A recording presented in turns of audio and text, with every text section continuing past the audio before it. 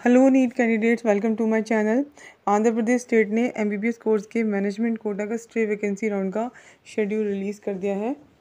तो इसमें इन्होंने एक सीट मैट्रिक्स भी दिया है जिसमें बताया गया है कि कितनी की सीट्स किस कैटेगरी में अवेलेबल हैं। तो यहाँ पे सबसे पहले Fatima institute of medical sciences, इसमें कैटेगरी सी यानी एनआरआई कोटा में 11 सीट्स वैकेंट हैं अभी। कतूरी मेडिकल कॉलेज गुंटूर में भी कैटेगरी सी में 1 सीट है। Nimra institute of medical sciences में कैटेगरी सी में 5 सीट्स हैं और PS institute of medical sciences कोपम में भी कैटेगरी सी में 1 सीट है। टोटल 18 सीट्स यहाँ पर अभी एनआरआई कोटा में अवेलेबल हैं। तो इसी के लिए ये स्टे वैकेंसी राउंड होने जा रहा है, क्योंकि इसमें राउंड 3 का अलॉटमेंट 30 अक्टूबर को आ चुका है। तो उसके बाद जितनी भी अनफिल्ड सीट्स रह गई हैं, क्योंकि कुछ कैंडिडेट्स ने रिपोर्टिंग नहीं की है, तो उस वजह से यहाँ पर कुछ सीट्स वैकेंट रह गई हैं। तो इस राउंड में जो है फ्रेश रजिस्ट्रेशन ओपन की जा रही है। तो जो कैंडिडेट ऐसे हैं जो पहले के राउंड में रजिस्ट्रेशन ना होने के कारण पार्टिसिपेट नहीं कर पाए थे, तो उनको एक चांस दिया जा रहा है कि वो रजिस्ट्रेशन कर लें, फ्रेश रजिस्ट्रेशन कर सकते हैं। इसमें उनको अपने ओरिजिनल डॉक्यूमेंट्स की स्कैन कॉपी अपलोड करनी होगी। आप इसमें एमबीबीएस कोर्स के लिए रजिस्ट्रेशन कर पाएंगे। तो इसके लिए जो रजिस्ट्रेशन है वो ओपन की जा रही है और इसमें जो फ़ी है रजिस्ट्रेशन फ़ी वो 10,620 रुपीज़ है। इसके लिए एक वेबसाइट भी बताई गई है drntr.uhsap.in, वहाँ पर जाके कैंडिडेट्स को रजिस्ट्रेशन करनी होगी। और जो ये एप्लीकेशन फॉर्म है ये 1 नवंबर यानी कि आज 11 AM से अवेलेबल हो जाएगा और आप 2 नवंबर 11 AM तक इसमें रजिस्ट्रेशन कर सकते हैं। इसके बाद एक प्रोविजनल फाइनल मेरिट लिस्ट आएगी 2 नवंबर को 2 PM पर। इसके बाद कैंडिडेट्स अपना चॉइस फिलिंग करेंगे स्टे वैकेंसी राउंड के लिए, जो इसमें बताया exercising of options, it means choice filling, जो कि 2 नवंबर को 4 PM to 6 PM के बीच होगी, यानी कि ओनली 2 आवर्स ही मिलेंगे। फिर इस राउंड का जो रिज़ल्ट है वो 2 नवंबर को 9 PM तक आ जाएगा। इसके बाद जिन भी कैंडिडेट्स को इस राउंड में सीट अलॉट होगी वो अपने अपने अलॉटेड कॉलेज में रिपोर्टिंग करेंगे 4 नवंबर 3 PM तक। इसके बाद एक स्टे राउंड 1 होगा एमबीबीएस का, तो उसका भी शेड्यूल दिया गया है। तो उसमें कोई फ्रेश रजिस्ट्रेशन नहीं होगी, सीधे कैंडिडेट्स को चॉइस फिलिंग करनी होगी, जो कि 4 नवंबर 6 PM to 7 PM के बीच होगी। इसके बाद स्टे वैकेंसी राउंड 1 का रिज़ल्ट आ जाएगा 4 नवंबर 8:30 PM पर।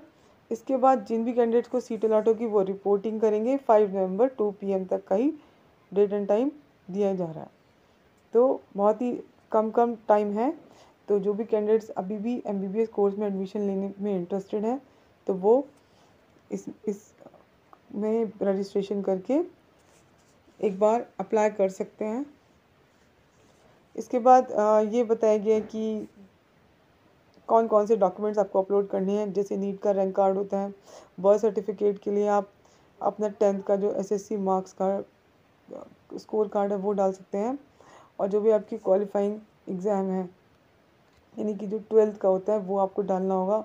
जितने भी स्टडी के सर्टिफिकेट्स हैं 5th क्लास से लेके 12th तक वो आपको डालने होंगे। और उसके बाद ट्रांसफ़र सर्टिफिकेट है, कास्ट सर्टिफिकेट है। अगर आप मुस्लिम माइनॉरिटी से बिलोंग करते हैं तो आपका माइनॉरिटी का सर्टिफिकेट होना चाहिए। आधार कार्ड आपको डालना होगा। पीडब्ल्यूडी कैटेगरी से हैं तो उसका सर्टिफिकेट आपको डालना होगा।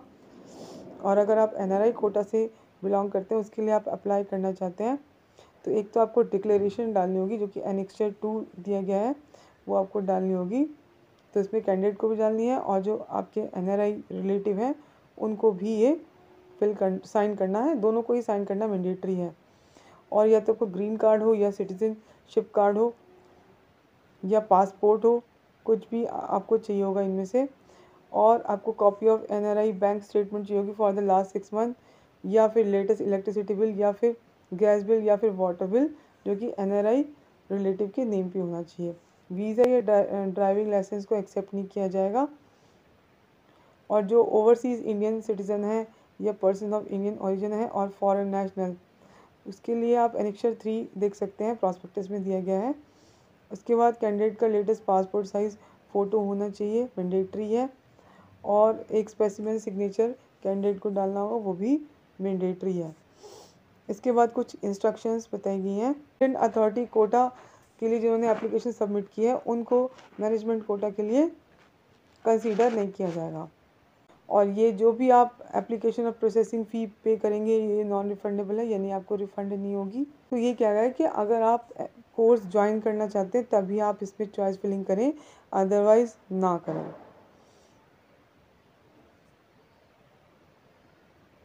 और अगर इस राउंड में कैंडिडेट को सीट अलॉट होती है तो इसको रिपोर्ट करना होगा अलॉटेड कॉलेज में, कंपलसरी है, आपको करना ही होगा।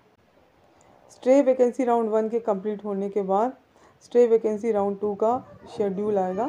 कि अगर कैंडिडेट्स ने किसी और स्टेट में मेडिकल कॉलेज में एडमिशन ले लिया है, यानी कि ज्वाइन कर लिया है, और अगर ये पाया गया कि वो कहीं और एडमिशन लेने के बाद भी यहाँ मैनेजमेंट कोटा में किसी सीट को ज्वाइन करते हैं, यानी कि आंध्र प्रदेश स्टेट में, तो फिर उनको फिर एक लीगल एक्शन उनके खिलाफ लेना पड़ेगा।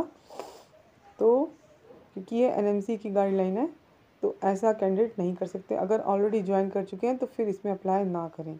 ये उनके लिए है जिनको अभी तक सीट अलॉट नहीं हुई है। आप इसमें फ्रेश रजिस्ट्रेशन करते हैं, इसमें आप अपने सर्टिफिकेट्स अपलोड नहीं करेंगे, पासपोर्ट साइज़ फ़ोटो नहीं, सिग्नेचर कुछ भी नहीं डालेंगे, तो फिर आपकी एप्लीकेशन को कंसीडर नहीं किया जाएगा।